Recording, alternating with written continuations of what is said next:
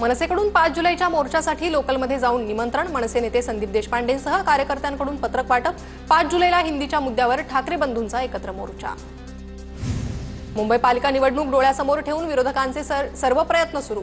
मराठी भाषेलाच प्राधान्य, हिंदी भाषेला कुठेही सक्ती केली नाही, योगेश कदमांची टीका।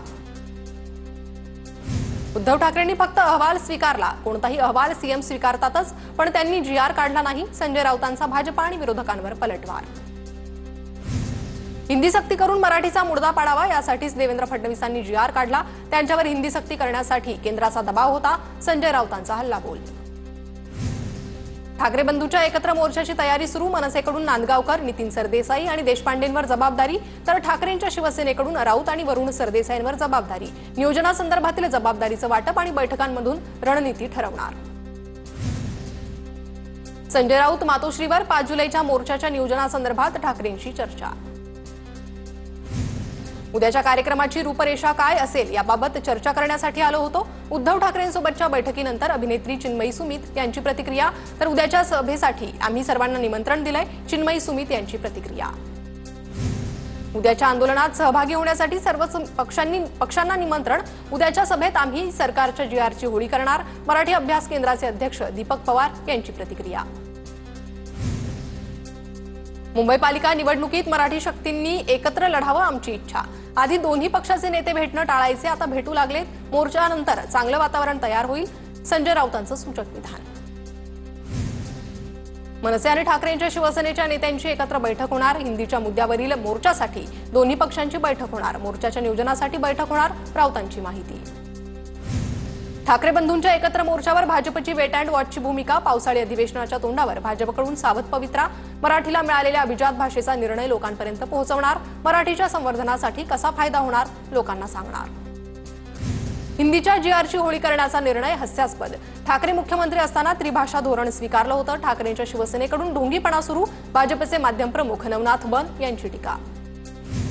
हिंदीच्या मुद्द्यावर शिंदे कुठे लपून बसलेत? अमित शहांच्या शिवसेनेनं मराठी भाषेवर बोललं पाहिजे, राऊतांकडून टीकेची झोड। तर शिंदे तुझ्या छातडावर बसलेत, राऊतांच्या टीकेला मंत्री गुलाबराव पाटलांचं उत्तर।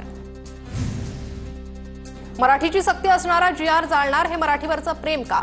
केशव उपाध्ये यांचा सवाल। तर फडणवीसांनी काढलेल्या जीआरची होळी करणार, राऊतांचं वक्तव्य। मुंबईचा महापौर हा मुंबईची जनताच ठरवणार, भाजप प्रवक्ते केशव उपाध्येंचं विधान। तर मुंबईचा महापौर उत्तर भारतीयच होणार, उत्तर भारतीय सेनेचे अध्यक्ष सुनील शुक्लांचं वक्तव्य। मुंबईत मनसेनं लावलेल्या बॅनरवर अजित पवारांचा फोटो। मनसे नेते यशवंत किल्लेदारांकडून दादरमध्ये बॅनरबाजी। हिंदीच्या मुद्द्यावरून लावलेल्या बॅनरवर अजित पवारांचा फोटो। हिंदीच्या मुद्द्यावरून अजित पवारांनी घेतलेली भूमिका मनसेनं बॅनरच्या माध्यमातून मांडली। मोर्चाच्या समर्थनार्थ कळव्यात शरद पवारांच्या राष्ट्रवादीचे बॅनर। मराठी अस्मिता जागृत करूया, ठाकरेंच्या नेतृत्वात एकत्र येऊया। मराठी भाषेसाठी निघणाऱ्या मोर्चाला पाठिंबा असल्याचा उल्लेख। हिंदीच्या मुद्द्यावरून आम्ही गिरगावकर ग्रुपच्या वतीनं बॅनरबाजी। हिंदी सक्तीची ऐसी की तैशी, इकडे सक्ती फक्त मराठीची, अशा आशयाचे बॅनर। लालबाग, परळ, मुंबई आणि महाराष्ट्र आपला आहे, अशा आशयाचे बॅनर लावलेत। सकाळी 10 वाजता राज्यातील कानाकोपऱ्यातून माणसं येऊ शकत नाही, मोर्चाची वेळ लवकरच ठरेल, वसंत मोरेंची माहिती। डोंबिवलीत शाळेच्या बसवर लागलेलं बॅनर चर्चेत। माय मरो मौसी जगो, असा शाळेच्या बसवर लागलेल्या बॅनरवर उल्लेख। ठेस लागल्यावर आईग म्हणायचं की ओ मेरी माँ, 1ली ते 4थीच्या मुलांना मनाप्रमाणे जगू द्या। हिंदी भाषेसंदर्भात दिग्दर्शक केदार शिंदेंची इंस्टाग्राम पोस्ट।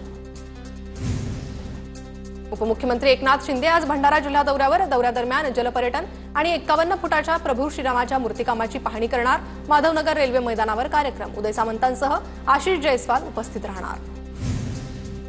रोहिणी खडसेंनी मुख्यमंत्री आणि उपमुख्यमंत्र्यांना गाजराचा हार घातला। कर्जमाफी आणि शेतमालाला हमीभाव देण्याच्या आश्वासनाची आठवण। तर रोहिणी खडसेंच्या घरातही एक केंद्रीय मंत्री, योगेश कदमांची टोलेबाजी। नागपुरात पालिका निवडणुकीच्या पार्श्वभूमीवर शरद पवारांच्या राष्ट्रवादीची बैठक। नागपुरातील पदाधिकाऱ्यांसोबत सुप्रिया सुळेंनी साधला संवाद। पालिका निवडणुकीबाबत कार्यकर्त्यांची मतं जाणून घेतली। अजित पवारांशी मी रेग्युलर बोलते, फडणवीसांशीही बोलते, पण ते भेटीसाठी वेळ देत नाही, असं सुप्रिया सुळेंनी म्हटलंय। फडणवीसांशी भेटून मी हिंदी आणि कर्जमाफीच्या मुद्द्यावर बोलणार असल्याचं सुळेंनी म्हटलं। लाडकी बहीण योजनेबाबत मोठी माहिती समोर। आयकर विभागाच्या माहितीनं लाभार्थ्यांना आणखी कात्री लागणार, सूत्रांची माहिती। तर कर भरूनही योजनेचा लाभ घेणाऱ्यांची माहिती आयकर विभाग महिला आणि बालकल्याण विभागाला देणार। रत्नागिरीतील भाजपचे माजी आमदार विनय नातूंचे अजित पवारांना पत्र. सर्व तालुक्यांना समान निधी मिळत नसल्याची व्यक्त केली खंत. सरकारच्या 4 विभागांची निधी वितरित झालेल्या आकडेवारी समोर, तर नियोजन विभागाकडून आवश्यक तपासणी करून चौकशी करण्याचे आदेश. शरद पवार आणि अजित पवार एकत्रच आहे. 2 राष्ट्रवादी एकत्र येण्याच्या प्रश्नावर गुलाबराव पाटलांची प्रतिक्रिया. भाजप प्रदेशाध्यक्षपदी रवींद्र चव्हाणांची नियुक्ती होणार. रवींद्र चव्हाण प्रदेशाध्यक्षपदासाठी 30 जूनला अर्ज भरणार. 1 जुलैला चव्हाणांची सर्वानुमते नियुक्ती जाहीर केली जाणार. वरळी डोम या ठिकाणी 1 जुलैला अधिकृत घोषणा होणार. जयंत पाटलांना भाजपात घेण्याचा निर्णय फडणवीसच घेतील. निर्णय झाला तर जयंत पाटलांकडे पहिले आपणच जाऊ. मात्र अद्याप अशी कोणतीही शक्यता दिसत नाही. चंद्रकांत पाटलांची प्रतिक्रिया. जयंत पाटलांना भाजपात घेण्याचे ऍप्लिकेशन आलं का? ऍडमिशन मागितलंच नाही तर देण्याचा प्रश्न येतोच कुठे? सुप्रिया सुळेंचं चंद्रकांत पाटलांना उत्तर. विलास शिंदे यांची नाशिक महानगर प्रमुख पदावरून हकालपट्टी.